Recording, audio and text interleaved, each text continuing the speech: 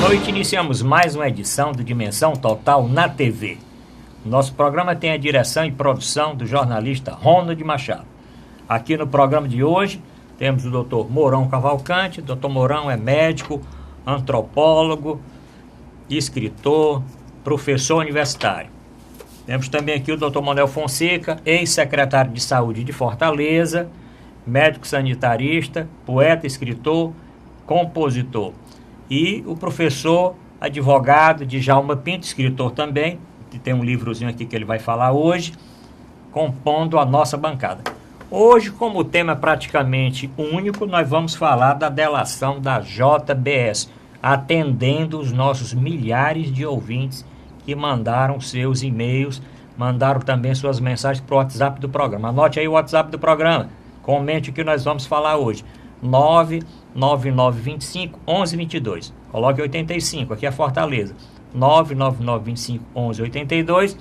Reveja os programas anteriores, inclusive uma homenagem que fizemos ao Belchior, acessando o meu portal na internet, portal@arrudabaixo.com.br. E aqueles nossos telespectadores que tenham telefone com Android, só baixar o nosso aplicativo. Nosso aplicativo já está na Play Store. Só baixar gratuitamente e, através do aplicativo, acessar o portal e acessar o nosso programa. Vamos começar aqui com o professor Djalma Pinto. Professor Djalma Pinto, e esse tsunami da delação dos irmãos Joesley, Wesley e dos outros executivos da JBS, gravação com tema e etc. É o tema do momento. Criou uma estabilidade muito grande na República, primeiro pela forma como foi divulgado pelo jornalista Jardim, o jornalista que deu furo. Ele fez uma revelação de que o presidente Temer teria estimulado o pagamento de dinheiro ao Eduardo Cunha. Quando a fita foi revelada, realmente essa parte não constava no áudio lá. Por outro lado, começou-se a questionar o áudio. Depois veio a delação desse cidadão e ele revelou que realmente tinha negócio lá com o presidente, o que gerou um motivo para a postulação do impeachment. Infelizmente, o Brasil está muito convulsionado. Na minha avaliação, o melhor papel que caberia ao presidente era renunciar, porque ficou muito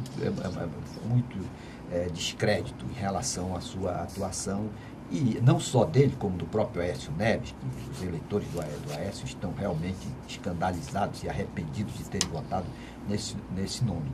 E o que fica claro, que o Brasil precisa de refundar essa nova política, de líderes novos, todos os partidos estão envolvidos. Infelizmente, foi uma geração perdida, essa geração de políticos brasileiros. Nós temos que, dessa crise, encontrar saídas ou estímulos para que novos personagens venham a exercer o poder político com essa visão de realizar o melhor para a coletividade e não para o interesse pessoal ou para o interesse de grupos eventualmente dominantes. Nós vamos tratar desse assunto durante todo o programa, durante 1 hora de programa, porque tem muitos aspectos. Nessa primeira rodada, estamos aqui escutando as opiniões, a opinião inicial dos nossos debatedores. Doutor Manuel Fonseca, e aí? O que aconteceu é que praticamente a República golpista acabou-se, né? Porque a Globo, né, que é um aliado forte da JBS, da famosa Seara, né, que é da Fátima Bernardes, resolveu apoiar o delator, né, e destampou a panela de Pandora, né, que espalhando sujeira para tudo que é lado.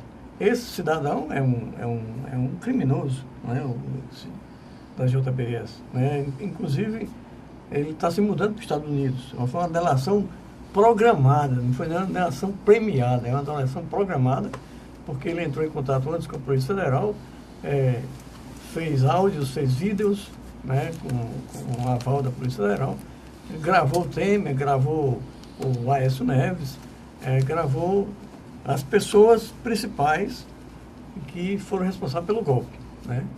E envolveu, inclusive, um terceiro que já está preso, que é o Cunha, né? Que diz que continua lá uma ameaça constante, porque, segundo a conversa com o JBS, ele estava recebendo dinheiro, R$500 mil por mês, ou por semana, ou é por mês, sei lá, para não delatar, não dizer o que é que sabe, né? Então, nessa discussão toda, quem passar a perna no Moro, que está um pouco, deve estar em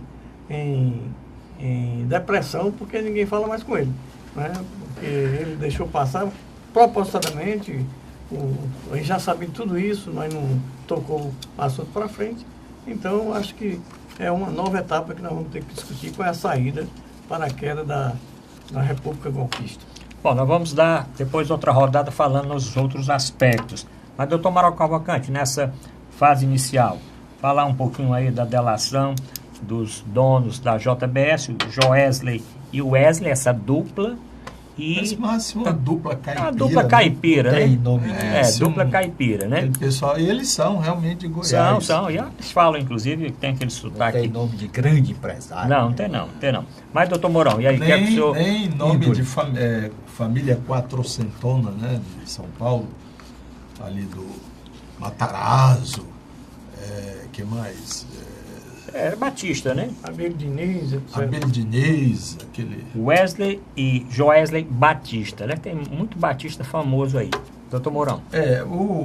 Nós reclamávamos, eu fui muito ardoroso nisso, de que a investigação dessa história de Lava Jato se situava basicamente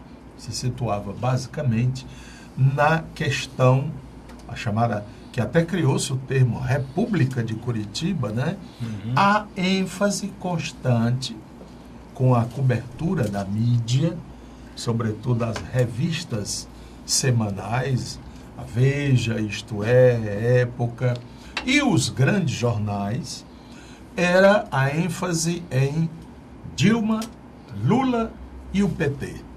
Esses eram as bestas feras da modernidade. Excluindo esse povo da política, o Brasil estava instalado num paraíso. E eu retrucava que não era bem assim. Que se a justiça permanecesse unicamente nessa história afunilada, ela estaria muito mais se partidarizando, instrumentalizando. O Aécio, ele cantava de galo. Agora tem que fazer não sei o quê. Agora tem que... Então, houve um vacilo, e é isso que se diz nos bastidores, houve um vacilo da República de Curitiba, leia-se, juiz Sérgio Moro, aquele Dallagnol e sua equipe de procuradores, abriram espaço para a turma de Brasília, São Paulo e Rio, da Polícia Federal e dos procuradores, sobretudo Rio e Brasília, porque São Paulo já tem uma disputa com o Lula. E o que nós vimos foi catastrófico. A República ficou de 4. E o presidente, perdido. O olhar dele é de uma pessoa perdida. E na segunda intervenção, que eu assisti ao vivo, porque televisão direto, aquele homem estava com muito lexotan no juízo, viu? Data vênia, dos meus conhecimentos de psiquiatria. Doutor Moral conhece bem quem usa lexotan. Eu não sei se é lexotan, eu não posso estar culpabilizando. Eu sei que é um benzodiazepínico, isto é, um tranquilizante, um ansiolítico. Porque quando ele desceu o batente, que tinha uma espécie de parlatório, quase que ele cai. Ele saiu assim meio, sabe? Ele estava meio dopado. Ele estava meio anestesiado. Mas, doutor Mourão, junte-se a isso. Mas isso serviu para que alguns que acreditam em sobrenatural colocassem ali que ele estava segurando alguém. O senhor chegou a ver isso na internet, não? Como se ele estivesse segurando... Não? Depois o Ayrton pode até procurar e mostrar. Ele descendo, segurando alguém invisível para a grande maioria. Não, aquilo é um jogo de braço para não cair. O que faz o avião não cair são as asas, tá entendendo? E no caso do ser humano, os braços... Não sei se já viu um jogador de futebol assim, em câmera lenta, ele tem uns movimentos que são movimentos para garantir o centro de gravidade e não cair de uma vez e se esbarrochar. Mas, voltando para a seara política, realmente nós estamos no impasse, mas nós temos que encarar o livrinho, a Constituição. O nosso querido senador Cid Saboia de Carvalho, que é um dos nossos telespectadores, ele sempre escuta, porque ele comenta o que nós dizemos aqui, ele dizia que o processo de impeachment já vem trabalhado para o Congresso. É o que está acontecendo agora. A Procuradoria-Geral, a Polícia Federal, foi dada autorização, olhe, investigue esse material que nós temos aqui. Por favor. O Supremo autorizou. Então está naquela fase de concluído o processo, o inquérito, não sei o meu nome, doutor Djalma, expert no assunto, será então concluído. O homem tem culpa. Ele realmente fez isso. Aí não resta senão ao Congresso dizer que por conta deste fato, deste crime, ele não pode mais exercer a presidência da República. No caso da presidente Dilma, foi goela abaixo. O bravo Eduardo Cunha,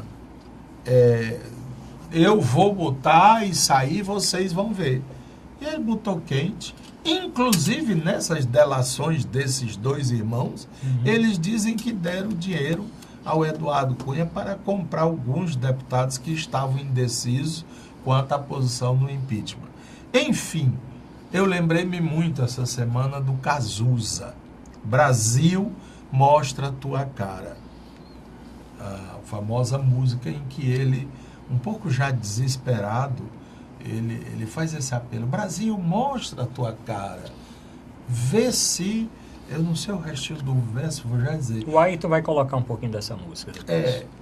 E levantou-se um pouco o tapete, mostrando PT, Dilma e Lula. Agora deu uma afastada maior e está vendo que tinham grandes guabirus mais lá para dentro. Um deles é o valente senador de Minas Gerais, Aécio Neves. Vamos daqui a pouco, doutor Mourão, conversar sobre isso. Não, eu queria escutar o professor Djalma. Professor Djalma, essa operação foi diferente das outras, né? Porque, primeiro que os delatores, eles foram, antes mesmo de alguma coisa, eles foram lá, espontaneamente, fazer a delação. E depois entraram numa operação controlada, né? Quer dizer, numa operação toda que a Polícia Federal fez, controlada, coisa que não tinha acontecido antes, quer dizer, para que eles pudessem gravar, tirar fotografias de malas e mais malas com dinheiro, do percurso de pessoas, colocar chip nas malas, se bem que a mala dos 500 mil do deputado indicado pelo presidente Loures, essa mala está desaparecida. Parece que não botaram chip, a mala está desaparecida. Só temos conhecimento que entrou naquele táxi branco no porta-mala. Depois dali, aquela mala não foi mais encontrada. Mas essa operação foi diferente das outras. E uma outra coisa, professor João, que eu queria que o senhor falasse também, e também o prêmio para os delatores. Eles ganharam aí, alegando que estavam sendo perseguidos, que a família ia morrer e tal. Viajaram aí mais de 11, não sei quantas pessoas para os Estados Unidos, sem tornozeleira eletrônica, sem coisa nenhuma. Então eu queria que o senhor falasse esse aspecto. Isso, em termos de delação, que já é questionado, não tem mais um choque aí com relação a em primeiro lugar, ao contrário do que o senador Cid informou, Na verdade, a Polícia Federal só entrou depois. A gravação, por isso que está a celeuma toda, que o ministro aqui mandou fazer uma perícia no gravador. O gravador não está no Brasil. O gravador chegará depois. Foi apresentado só o pendrive. O pendrive apareceu hoje. A polícia pediu o gravador. Então, o que é que ocorreu? O cidadão, para se cacifar, conseguiu essa audiência com o presidente Temer de noite, num horário absolutamente impróprio, depois de 10 horas da noite, levou o gravador e gravou o presidente. De posse desse material, se apresentou ao Ministério Público dizendo que tinha informações a prestar, se antecipou a abertura de qualquer procedimento contra ele com relação a esse episódio. E aí, então, a Polícia Federal, convocada, equipou o cidadão e tomou lá as providências. A partir daí, depois da gravação do presidente, é que a Polícia Federal passou a monitorar todos os envolvidos na operação, inclusive essa bolsa desmascarando o senador Aécio, porque precisa, o eleitor, por exemplo, hoje eu encontrei um eleitor do Aécio Neves que está decepcionado com ele. Eu acho que nós temos que fazer uma análise crítica, realmente temos que reconhecer qual é o problema dos partidos. Essa geração é bichada. Temos que reconhecer, geração Lula, Aécio, Collor, Renan, Jader Barbalho, essa geração já foi, não adianta mais ficar querendo prestigiar, ter um bandido predileto, todos são malandros. Nós temos, por exemplo, o cara lá de São Paulo, o Dória, sequer apresentou-se no programa, se pôde falar no programa do PSDB, foi logo colocado de lado, porque o pessoal não quer renovação. Então, o que é que também causou um espanto para a nação? É o fato dos delatores não sofrerem nenhuma sanção, nem tornozeleira eletrônica receberam. Aí já tem outro questionamento, que eles teriam contratado um ex-procurador para ser advogado deles, que cria realmente uma situação de privilégio. Então, o que a sociedade quer é o seguinte, não interessa de que partido for, está envolvido, atuou de forma inconveniente, de forma irregular, de forma criminosa, tem que sofrer a sanção. Exatamente pela ausência de sanção no passado, é que nós temos essa escola de políticos que só visualizam o poder como instrumento para ficarem ricos, para tirar proveito pessoal. Nós temos que abolir essa geração. O Brasil agora faz como o Norberto Bobbio disse em relação à Itália. A minha geração falhou completamente na impossibilidade de fornecer à nação políticos capazes de atuar de forma proba, de forma a prestigiar o bem comum. Bom, só tem um ouvinte que mandou uma mensagem, professor Djalma, dizendo o seguinte: o nome do jornalista é Lauro Jardim, foi quem... Aí não está explicado, porque a fonte do jornalista é uma fonte sigilosa, né? A Constituição, inclusive, ele não tem a obrigação de dizer qual foi a fonte. Mas é claro que aí a fonte, alguém ligado, provavelmente, à empresa que passou as informações para ele, porque ele disse que passou semanas, inclusive, ele tinha essa informação, ele deu uma entrevista, ele já deu entrevista no rádio, na televisão, os outros jornalistas que trabalham com Lauro Jardim no Jornal Globo também deram entrevistas, inclusive eu assisti algumas entrevistas, dizendo que já conheciam isso há algumas semanas e que foram juntando ali as peças e os documentos e tal. Mas no furo que ele deu, o furo que causou pânico na nação foi que no áudio o Temer. Relator lá, o Temer falava no dava Cunha, o aval. No Cunha, dava o aval para o Cunha. E isso, no que foi divulgado, não apareceu. Tanto que é o problema do questionamento da fita. Então, ele devia ter dado furo com relação ao Aécio e o que ele tivesse mais, mas ele não podia introduzir uma coisa que depois não se confirmou. Aí é que se chama um furo furado. A parte que tinha relacionada com o Aécio, tudo bem.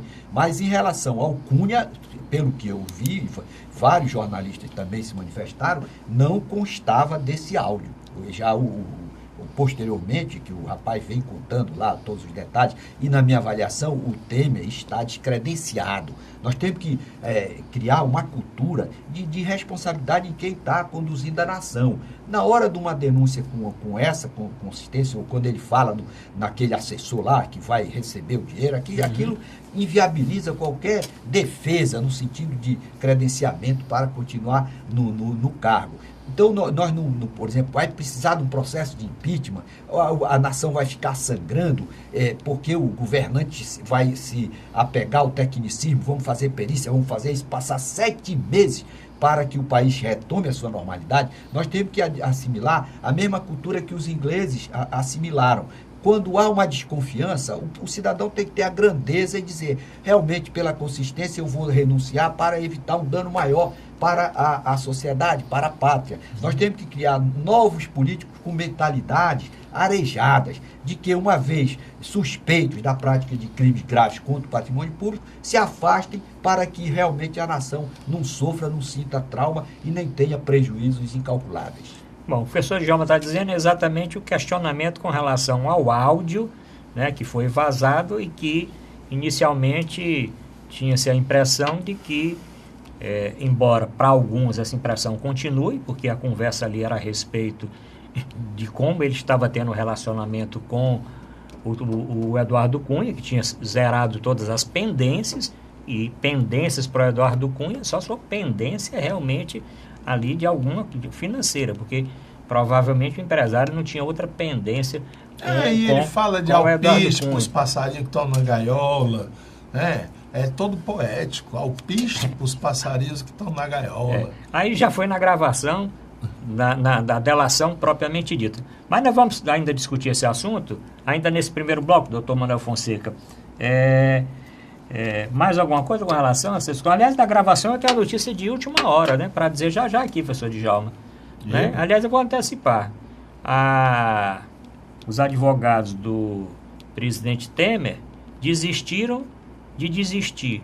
Ou seja, estão retirando a necessidade desta avaliação da fita para prosseguir o inquérito. Eles aceitam que o inquérito prossiga mesmo sem a perícia da fita. E o que dizem as informações em bastidores é que o presidente fazendo aquela contabilidade, parece que ele só tinha mesmo 2 votos lá no Supremo. Ele ia perder e seria um outro baque grande. Quer dizer, na quarta-feira, só ter 2 votos contra os outros. Então, preferiu realmente retirar, não está mais questionando a abertura do inquérito sem a perícia. Quer que a perícia seja feita, mas com o inquérito em andamento. Essa notícia agora, inclusive, por uma entrevista coletiva dos advogados do presidente. Mas nós vamos falar isso aqui no segundo bloco. Mas, doutor Fonseca, nesse primeiro bloco, o que é que você podia falar mais aí? Nós vamos falar em outros tópicos aqui. O que tem, eu discordo do meu colega Djalma, é aquela história de dizer que tudo é farinha do mesmo saco. Né? Eu acho que tem uma diferencial que a gente tem que ser honesto em aceitar. Até o presente momento, não tem nenhuma prova contra o presidente Dilma e não tem nenhuma prova contra o presidente Lula.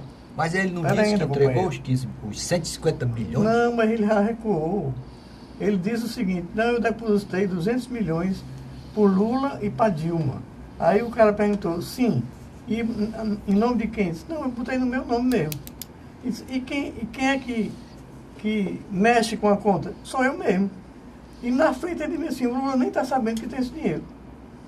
Quer dizer, ele mesmo disse que depositou 200 mil por Lula no nome dele. Então ele deu todo para o Manteiga, o dinheiro todo? Não, está com ele. E o Manteiga, ele não disse que dava para o Manteiga? Não, mas ele está com ele lá no nome dele, ele que mexe a conta. Então nós temos que fazer a diferença, porque senão a gente vai achar que até o presente momento o Moro quebrou sigilo de tudo que é jeito do Lula e da Dilma e não conseguiu nenhuma conta. Esse aí está mostrando aqui, junto com a Polícia Federal, gravando e filmando. Então, só para resumir, na sua avaliação, Aécio Neves realmente está comprometido? Manteiga está comprometido? Eu não sei. Não, então Manteiga não está comprometido. Não, eu não sei. Só vale a delação que seja incriminadora do Aécio. Não estou dizendo isso não, Djalma. Estou dizendo que eu não sei. Eu estou dizendo que com o Lula, estou falando Lula e Dilma. Lula não tem nada a ver com essa história? Que eu saiba, não. Tá bom. Eu saiba, não. Porque o próprio delator disse que não tinha.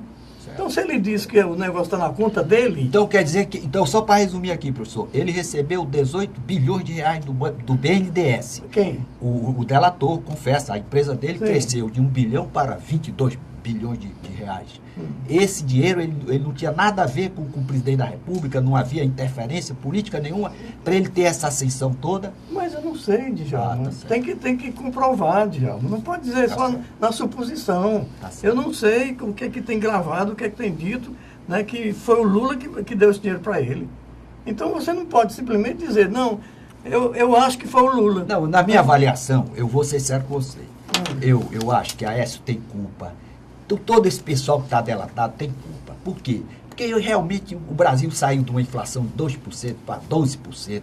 Houve um desmando gerencial e realmente quebraram a Petrobras. Aí, não, só que os dirigentes da Petrobras tinham culpa. A cúpula do poder não sabia de nada.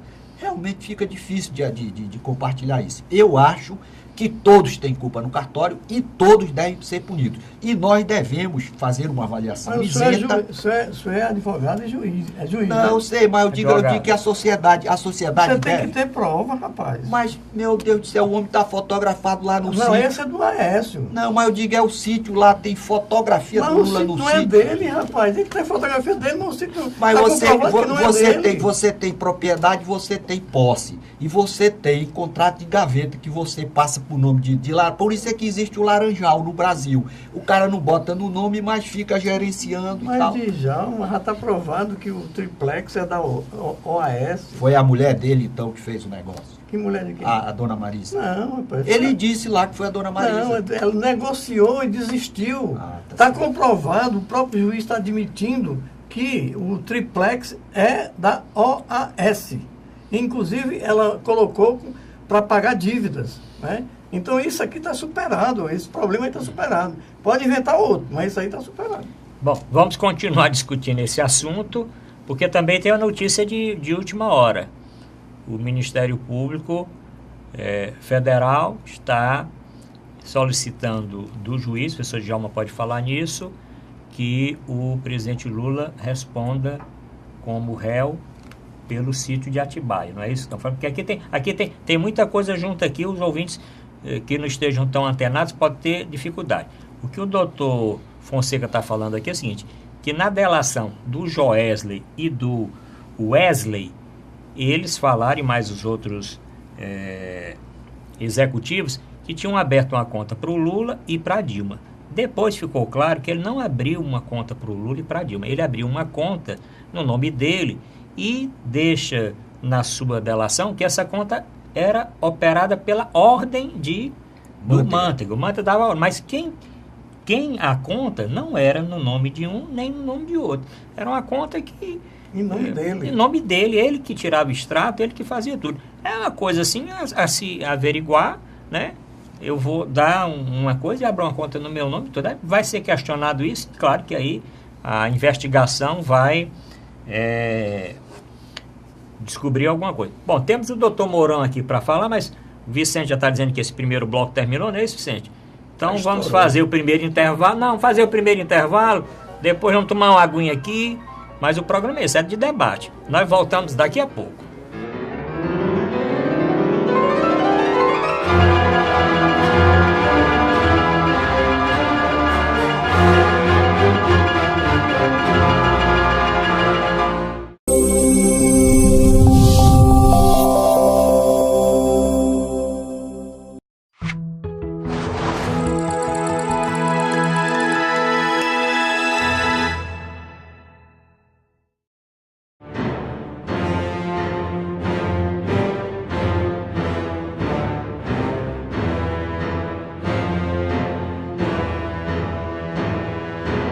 Voltamos a apresentar a Dimensão Total na TV.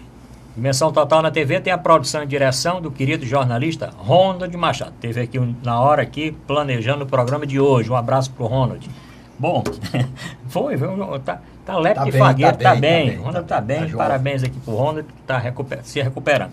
Bom, lembro aí o WhatsApp, eu sei que vai chegar muita mensagem. Pode encaminhar mensagem, não tem problema de hora não, nem do dia, porque o nosso programa passa na segunda, na quarta, na sexta e no domingo, de 9 às 10 da noite. Segunda, quarta, sexta e domingo no horário do Fantástico. Mas encaminhe só uma mensagem para o nosso programa 85 Fortaleza 99925 1122. E baixe o aplicativo do meu portal na internet. Você que tem Android aí no seu celular, é só entrar na Play Store e baixar gratuitamente. Bote lá, Portal Arruda Bastos, você baixa o aplicativo e assiste o nosso programa no seu celular. Brevemente vai sair o aplicativo para quem tem iOS. Bom, doutor Mourão Cavalcante, o senhor escutou aqui o debate, mas eu queria que o senhor falasse também, vamos antecipar os pedidos de impeachment já contra o presidente Temer. Agora está chegando ao 14º. Inclusive, daqui a pouco vamos ouvir também o professor Djalma, inclusive com um da OAB. Queria que o senhor falasse aí o que foi discutido e mais esses processos que estão sendo, que estão dando entrada de impeachment. O comentário, ou os comentários, todos estão partindo do pressuposto que o governo Temer é terminal. Isto é, ele está tendo apenas mais alguns momentos de sobrevivência, talvez até para ajeitar as caixas de documentos ou a roupa e botar nas caixas, etc. e tal. Porque realmente, além da gravidade do que lhe foi imputado, existe também o fato de que ele está perdendo toda aquela sustentação política. Quando chega ao ponto do PSDB reunir-se para discutir se continua ou não dando apoio ao governo que ele, PSDB, criou, ou pelo menos ajudou a criar, isso é sintomático que estamos no fim. Agora, eu gostaria que nós conversássemos mais sobre agora. Isto é, o the day after. O que é que vai acontecer daqui para frente? Porque o que aconteceu é muito doloroso, né? Porque, sim, eu tenho aqui a música do Cazuza. Sim. Brasil, mostra a tua cara. Quero ver quem paga pra gente ficar assim. Quem foi que pagou para nós estarmos como nós estamos? Vem aqui, que música quase premonitória, né? Brasil, qual é o teu negócio? O nome do teu sócio. Confie em mim. Ele pede que confie na cidadania, no mais comum dos cidadãos. E sexta-feira passada, eu estive na Assembleia Legislativa, numa homenagem ao Dia do Escoteiro.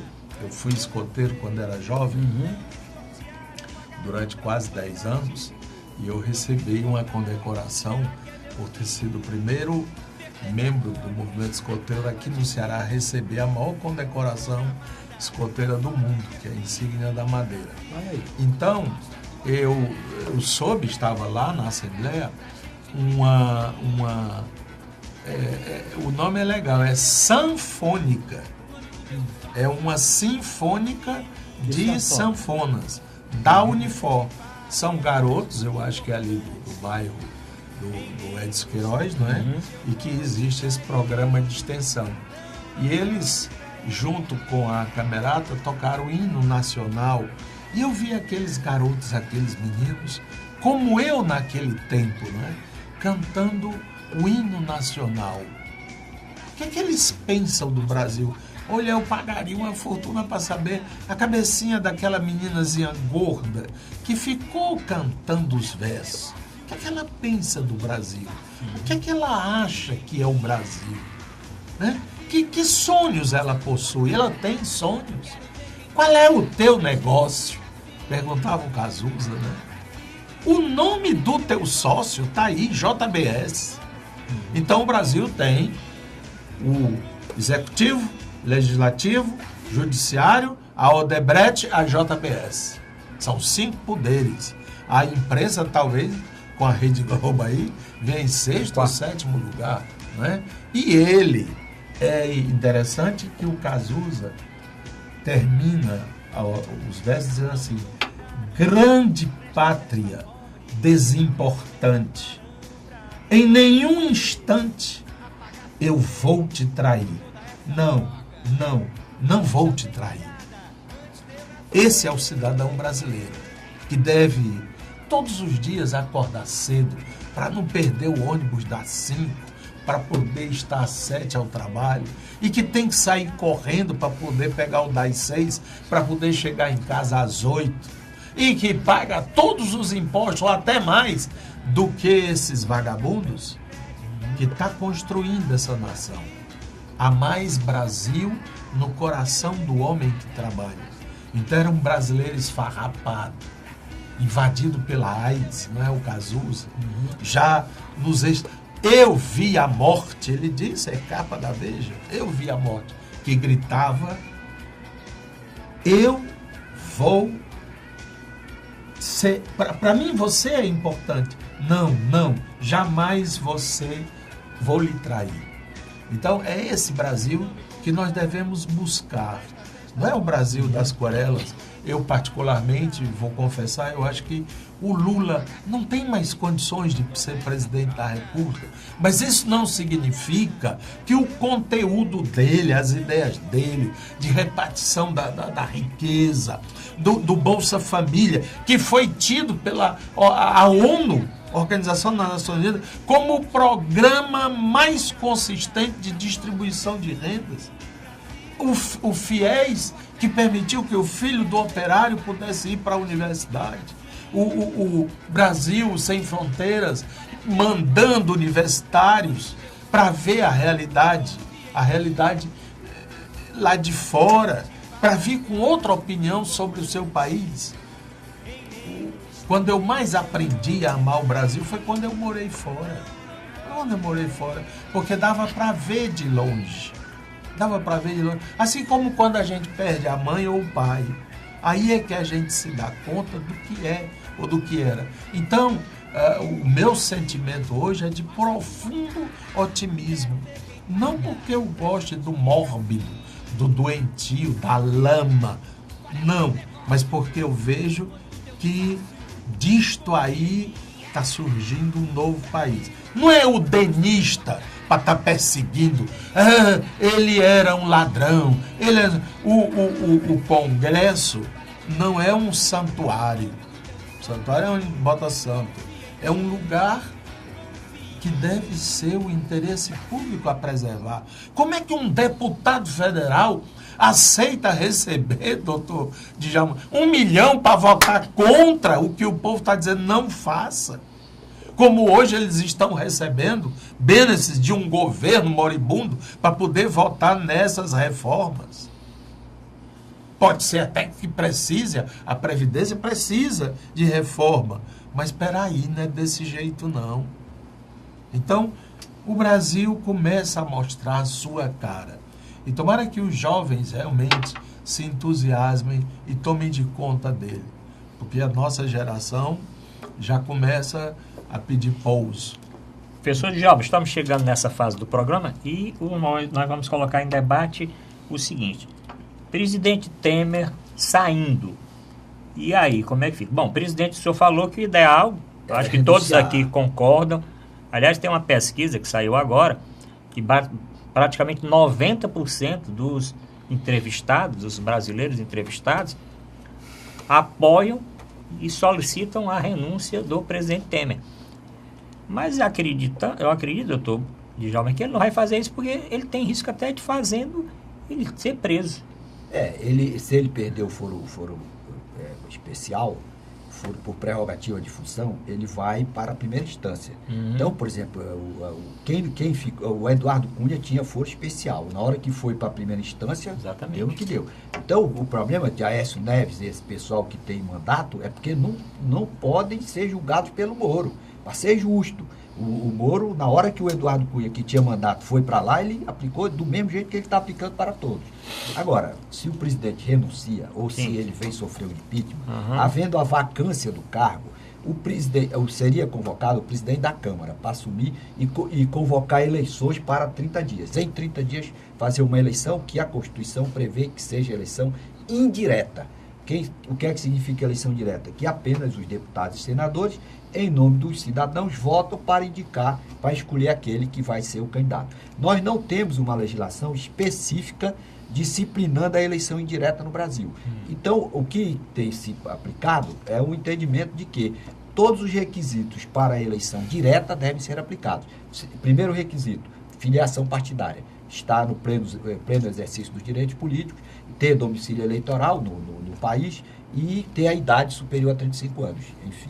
E desincompatibilização também, né? Pois é, a desincompatibilização é o quê? O afastamento do cargo, da função que atrai a incompatibilidade. Então, ninguém que está em posto algum do governo, ministro ou em alguma outra função, governador, prefeito, poderia ser candidato a presidente da República. Exatamente. A desincompatibilização para os que estão exercendo função de ministro, 6 meses. Para a eleição normal. Agora, se fizerem uma lei complementar disciplinando uma lei regulando essa, seria uma lei complementar, alterando a lei complementar 64/90, aí poderia haver uma redução desse prazo. Mas pelo preço de hoje, quem é ministro, quem é governador, tem que se desincompatibilizar 6 meses antes da eleição. Doutor Amaro, você acha que essa Câmara e esse Senado, com essa delação dizendo que mais de praticamente todos envolvidos, quando não é nessa delação da JBS, é na delação da Odebrecht, quando não é na Odebrecht é da OAS, quando não é da OAS é em outra, esses deputados e senadores, eles teriam condições, vamos dizer, legais sim, mas moralmente. Infelizmente, nós temos um parlamento altamente comprometido. Eu sei que consolida a ideia do neopatrimonialismo. O cara só pensa no interesse dele. Mas são os representantes que a nação colocou lá. Nós temos uma crise gravíssima na sociedade que precisa ser avaliada e que precisa ser retificada. Qual é o problema que o Cazuza retrata muito bem? É que todo mundo é egoísta demais, só pensa no seu interesse, não consegue... Qual é o teu negócio? Só pensa no seu negócio, não pensa no bem comum, no interesse coletivo. Então, é triste. Agora, na minha avaliação, mexer na Constituição agora para fazer um arranjo, cria o quê? Uma vulnerabilidade para que amanhã, numa outra circunstância que seja mais favorável à nação, eles queiram mexer para colocar uma ideia que seja apenas favorável ao interesse de determinado segmento.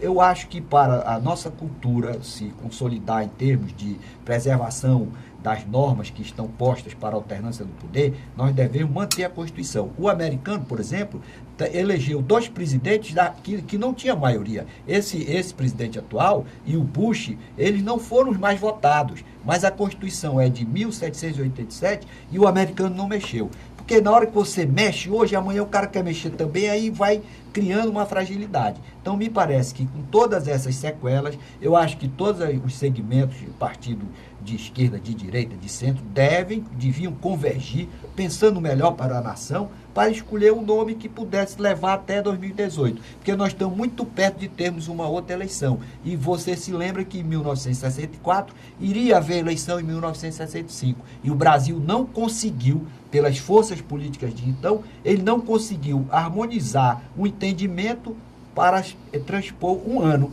E nós tivemos, então, um golpe que veio a obscurecer a nossa democracia. Bom, vamos escutar agora aqui a opinião do doutor Fonseca. O que é que o senhor acha? Eleição direta ou indireta? Porque o professor Djalma já deu uma aula aqui, como sempre, né, como especialista, inclusive nessa área. Mas o que é que o senhor acha? Do Congresso, da Câmara e do Senado, eleição direta e indireta? Como eu não sou especialista, eu vou dizer o que é que eu penso do ponto de vista político. Sim. Especialista jurídico. Jurídico, né? Mas na política... Especialista na área da saúde. Na política também. Saneamento.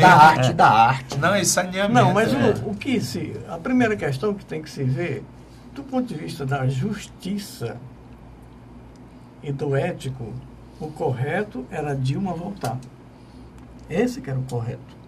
Porque o golpe está comprovado que foi um desvio de finalidade. Eles queriam parar o Lava Jato. Né? E a conversa, eu li a conversa do Sérgio Machado? Não, do Sérgio Machado é antiga, do Mineirinho. Do Aécio. Do Aécio com Gilmar. O delator. Com o delator. Porque tem também a conversa do Aécio com o Gilmar. Com Gilmar e tudo mais. Gilmar e outras pessoas. Então, foi um golpe pré-determinado para barrar e evitar o que aconteceu agora. estourar exatamente naqueles que são golpistas. Então, se o Supremo tivesse coragem, tá certo? E isenção, ele discutir o mérito do golpe. Ainda está para ser julgado, não sei. Ainda está para ser julgado. Tem lá uma não ação, discutir o mérito do golpe. Eu acabava com esse golpe que aconteceu, discutindo o mérito. Essa é a primeira questão. A segunda questão, fazer a eleição indireta agora é para sangrar o país durante 2 anos. A proposta correta é direta já. O Barroso, que é do Supremo, está avaliando uma proposta que tinha antiga, né, e parece que está sendo favorável de eleição indireta nessa situação atual. Que tem essa dubiedade. Então, o Barroso do Supremo Tribunal.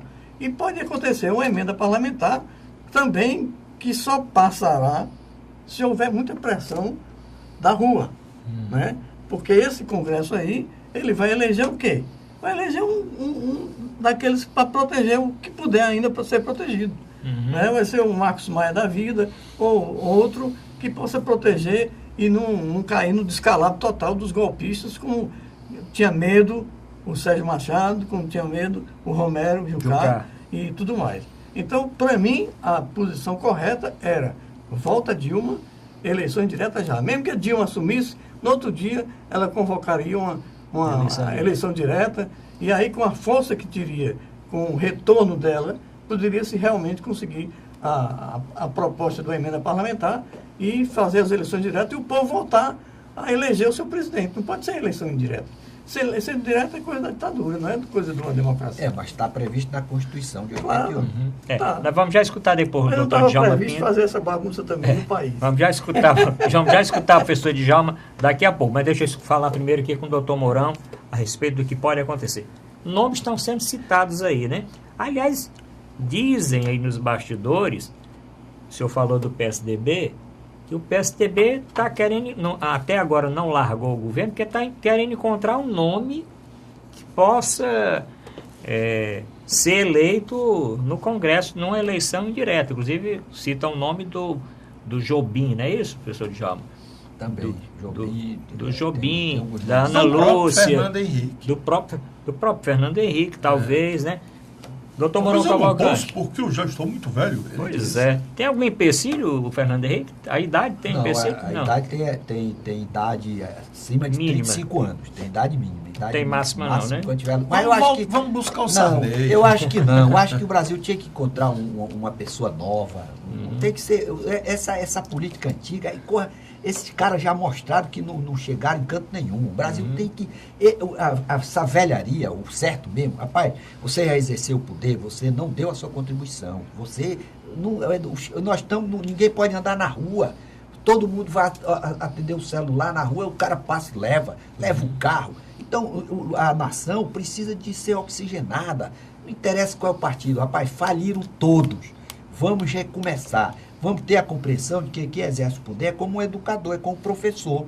Ele está servindo de paradigma. Aí o menino lá da periferia vê o cara, chega como esse empresário aí, fez todo tipo de falcatrua, não vai passar nem um dia preso. Aí, por que o cara também não vai querer seguir o exemplo? Vê o senador com 10 denúncias lá no Supremo, não é julgado, continua aí, vai votar no impeachment, vota na eleição indireta. Então, isso estimula a criminalidade. Nós temos que passar ali para esse país e criar uma nova geração comprometida com o interesse coletivo. Seja de PCdoB, de PT, não interessa. Interessa que o cara tenha compromisso com o bem comum. Mas você concorda que tem que ser o aval do povo? O povo, veja aqui, o povo... Tem que ter eleição mas a Constituição, eu concordo. Não, mas eu estou dizendo, o justo não seria? Não, seria o ideal, se a Constituição previsse. O problema é que nós vamos ter que fazer uma emenda constitucional, romper o que está, depois o outro cara diz, não, agora vamos tirar da eleição direta, vamos botar indireta. Faz outra emenda. Esse debate é interessante, mas vamos escutar aqui o doutor Mourão. O doutor Mourão ainda não falou nesse bloco. Não, eu não tenho uma posição firmada sobre o assunto, eu ainda estou... vamos dizer assim, impactado por tudo que eu não imaginasse que isto estivesse acontecendo. Mas são muitas variáveis para você considerar, não é? Nós já sabemos que esse colégio eleitoral é um colégio corrompido. Os tais da JBS disseram que ajudaram 180 e tantos, não foi? Eles elegeram 188 deputados. Pois é. E quase a maioria dos senadores. Qual é a legitimidade deste povo? Agora tem um porém. A pessoa que sair, por exemplo, eleita presidente de um processo de eleição direta, ele vai querer entregar o bastão daqui a um ano. Pela Constituição, sim. O mandato termina... Sim, mas aí ele tem uma legitimidade estúpida. Pois é, né? esse é outro problema. Por isso é que teria que ter. A eleição direta Digamos era ideal. assim, o Lula candidato a eleições diretas daqui a 6 meses. Mas seria uma antecipação, professor Djalma, a proposta é de antecipar as eleições do as Rio. eleições. Para todo mundo. Para Pra todo todo mundo. mundo. Tudo bem. A proposta é antecipar as eleições, não a Dos eleição. governadores Tudo. também, Eleição, de deputados, senadores. eleição que vai ser no ano que vem, no lugar de ser em outubro, o ano né? passado, anteciparia esses 18 meses, né? Esse período aí. inclusive, A proposta seria essa. setembro, vamos dizer, A seria presidenta outubro do desse ano. Né? Supremo está pensando isso. A proposta seria essa, antecipar a O eleição. que eu percebo é que parece que as leis no Brasil foram feitas no tempo do Império, em que daqui que o homem trouxesse a cavalo a notícia, né? O governo era derrubado lá no Rio, daqui que aqui no Ceará soubesse, não tinha nada, nem o telégrafo Morse é coisa mais recente, né? Aquela do trem. Portanto, a gente sabia aqui do que aconteceu lá na capital há 15, 20 dias, mas a instantaneidade faz com que nós tenhamos que ser mais rápidos. Isso eu concordo.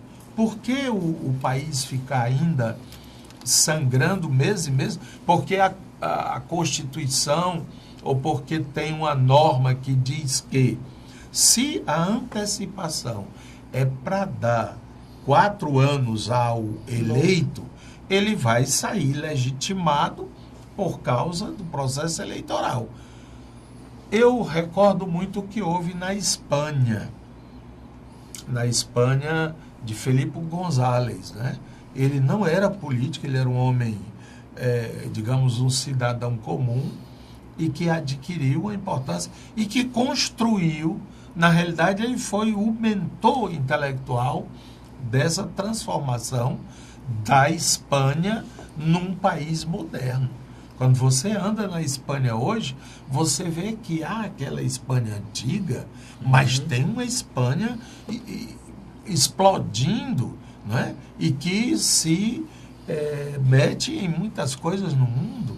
Eles têm muitos bancos, né? O Santander, Sim, é muito forte. a indústria, né? Das comunicações aqui mesmo, esse negócio de Oi, TIM, não sei o quê, das companhias elétricas, na área de comunicação, transporte e tudo, e foi esse homem, Felipe González, que conseguiu até fazer os espanhóis esquecerem que tem rei. O rei vive um ostracismo, né? Então, a gente poderia pensar no Brasil fora desses quadros partidários. Aí eu só não concordo com o doutor Djalma quando ele fala desses velhos, porque aí lá vamos nós nessa lei. Não, mas veja você, o velho, o que é que significa uma pessoa velha? Então, deixa eu corrigir, que eu acho que corrige. Uma vez disseram isso para o Ulisses Guimarães, ele disse, eu sou velho, mas não sou velhaco. Pois veja você, velho na política é aquele que não compreendeu que a finalidade do mandato é servir a coletividade. O velho é aquele que pode ter 20 anos, 25, é aquele que herdou do pai aquela capacidade de assaltar o dinheiro Esse público. presidente da Câmara Federal, esse Rodrigo Maia, É jovem, mas é velho na mentalidade, que já tem Da família, né? o poder velhaco, como instrumento para se servir, está citado nas delações. Então, o jovem na política é o cara que tem 70 anos, 80 anos, como Nelson Mandela. Nelson Mandela tinha mais de 75 anos e era um jovem, porque pensava no bem comum, não pensava em assaltar o patrimônio, querer se apropriar de tudo, querer colocar filho, colocar nora, colocar mulher na política. Esses são envelhecidos, são pessoas que são parasitas, pessoas nocivas à sociedade, só pensam em si, não pensam no bem comum. Inclusive os empresários também, viu, professor Mourão? Que ficou claro agora, né, nessa quadra, que os empresários só pensam nos seus interesses, para saquear o Estado. Tem dois lados aí. A gente fica, vamos dizer, metendo a chibata nos políticos, mas tem e a desenvoltura dele. Esse aqui eu acho que eu dei 10 milhões, não estou bem lembrado, mas eu acho que foi. Tá entendendo? Assim, eu dei, cara pálida. Tirou do Estado e repassou. Mas nós vamos agora nessa reta final. Olha, o ouvinte, o nosso programa é totalmente imparcial. A Operação Lava Jato, aliás, essa operação da Polícia Federal e essas delas, Operação JBS, chegou ao Ceará, professor Djalma. Nos áudios, não do Temer com o presidente da JBS, mas nas delações dos executivos, alguns ilustres políticos do Ceará também são... irmão Wesley e o Batista. Joesley e os outros demais. A pessoa diz, mas chega ao Ceará também dessa forma. Não tem gravação, não tem chip em mala, não tem foto e nem vídeo. Mas chegou aqui ao Ceará. O senhor tem o problema é o seguinte, ele disse que para receber um crédito de ICMS que ele tinha, ele teve que se comprometer a repassar uma quantia lá para a campanha do governador. O governador não esteve pessoalmente envolvido, mas, segundo ele, houve negociação com os seus apoiadores. Isso é grave porque realmente representa um abuso do poder político e do poder econômico. Você usou o poder para conseguir uma verba para a campanha, uma doação. E a campanha eleitoral encerrou, a legislação eleitoral não prevê especificamente a reabertura do processo. Eu acho que precisamos evoluir em termos de legislação para que comprovações, fatos, uma vez comprovados esses fatos, realmente não pode, a pessoa que se beneficiou, não pode continuar exercendo o poder, porque faltaria a legitimidade que era aparente e que agora veio se desconstituir. Me parece que nós precisamos evoluir em termos de legislação eleitoral para que, em casos de comprovação superveniente de fatos que comprometam a normalidade do processo eleitoral, aí sim poder aplicar sanção. O ex-governador Cid Gomes, em entrevista coletiva, esclareceu os fatos, dizendo o seguinte, que ele não recebeu e que os recursos para a campanha do candidato Camilo foram recursos legalmente encaminhados exatamente para a conta da campanha e que não tem vínculo com a liberação destes recursos, desses créditos tributários, porque esses créditos, durante todo o governo dele, todas as empresas que tinham direito a eles, esse recurso foi repassado. Doutor Manuel Fonseca. Eu acho que o Djalma, nesse aqui nós não vamos brigar, Djalma. Não, eu botei aqui para ver se sai de porque eu acho o seguinte, que o que está rolando aí por trás, que tem que discutir, é a questão do Caixa 2. Né? Era a tal da doação que era contabilizada. Não contabilizada, mas era... Né? Não era uma propina, mas era uma contribuição ilegal. Ou compulsória ou ilegal. Né? Então, acho que isso tem que ser esclarecido, porque tem inclusive uma discussão sobre isso do processo eleitoral não ser financiado por empresário. Porque senão vai ser contaminado.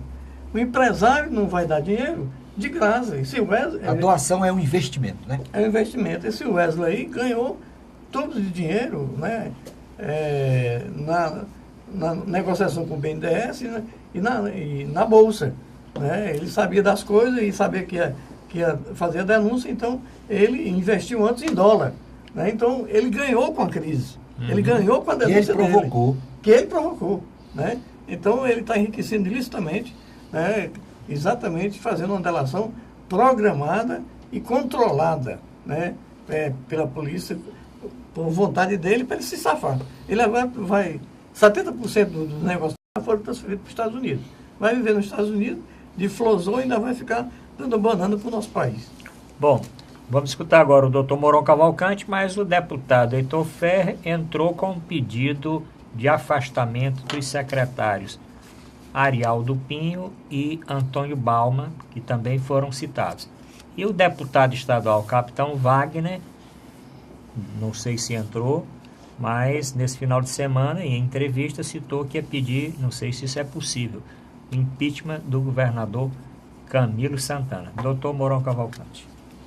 Bom, pelo menos a gente vai falar do Ceará, né? Porque parece que só existia Brasília, mas obviamente que por aqui a gente percebia que tinha, dado o volume dessas campanhas eleitorais, né? Digamos assim, friamente. O Camilo Santana é um funcionário público, não é? Ele é agrônomo e ele é funcionário da Emates, um negócio assim. Acho do INCRA, né? Do INCRA, do Ibama, né? E o governador Cid Gomes, que não me consta que ele tenha um trabalho fixo, alguma coisa assim. Então, como é que eles conseguem fazer uma campanha dessa monta? Aqui mesmo,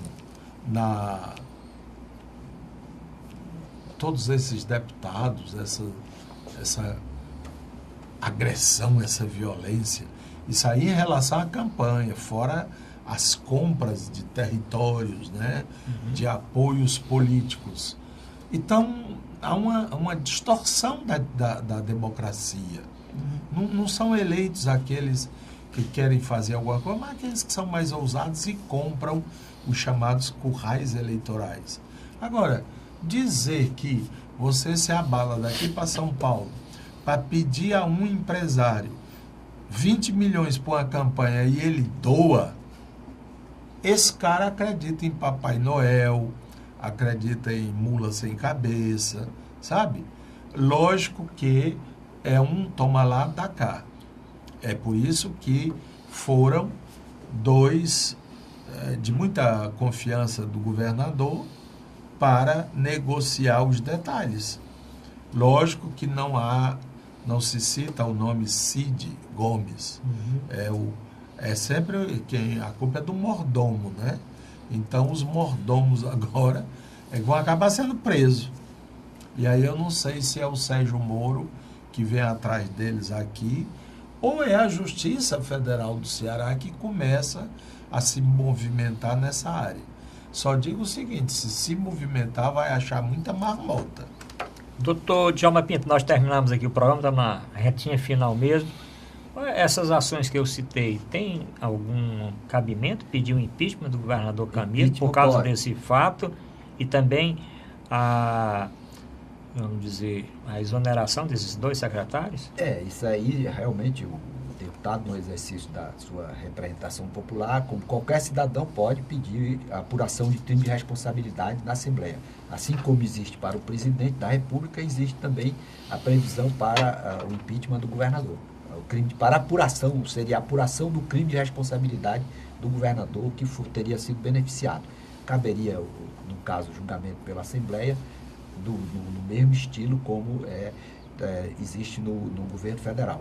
Esse processo, evidentemente, ainda vai ser objeto de apuração, mas, por outro lado, fica muito claro, nós temos que refundar a nossa democracia. Essa democracia, do jeito que está, como disse o professor Mourão, o cidadão que tem mais dinheiro tem condição de comprar o curral eleitoral. Você não tem condição de ser eleito disputando a eleição com quem está comprando cabo eleitoral. Então, nós precisamos garantir a igualdade, disciplinar melhor esse uso do dinheiro e também esse abuso do poder político, porque você está com a máquina administrativa operando em favor de uma candidatura, aquele que não tem o apoio de quem está no poder dificilmente vai conseguir disputar a eleição de forma isonômica. Bom, chegamos no final. Alguma coisa, doutor Fonseca? Não, eu queria só terminar dizendo que a alternativa, para mim, é eleições diretas já.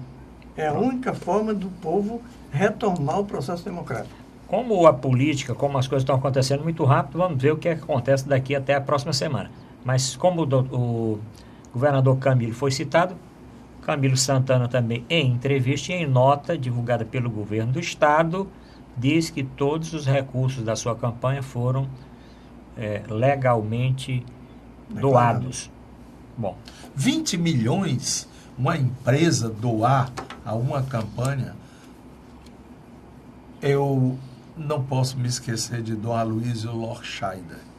Quem muito gasta em política ou já roubou ou vai roubar. Se achou ruim a frase, vai reclamar do nosso santo homem. Bom, Quem muito gasta em política ou já roubou ou vai roubar. Dom agradecemos. Aloysio Lorscheider. Bom, terminamos o programa. O Vicente já está para cortar. Agradecemos a audiência de todos. Obrigado, professor Djalma. Obrigado, doutor Manuel Fonseca, professor Moron Cavalcante. Obrigado principalmente ao nosso telespectador que encheu o nosso WhatsApp de mensagem. Mas pode encaminhar repercutindo esse programa e também indicando para o seu grupo aí do WhatsApp, para os seus amigos, a nossa audiência segunda, quarta, sexta e domingo, de 9 às 10 horas, aqui na TV Mais, canal 15 da Multiplay. Obrigado a todos e até a próxima semana. Faz esse nosso programa aqui. Quais vai dar são os dias, né? segunda, quarta, sexta e Esse dia vai domingo. bombar, esse dia vai bombar. Segunda, quarta, sexta e domingo. Esse dia vai bombar. E no O outro estão querendo 500 pau.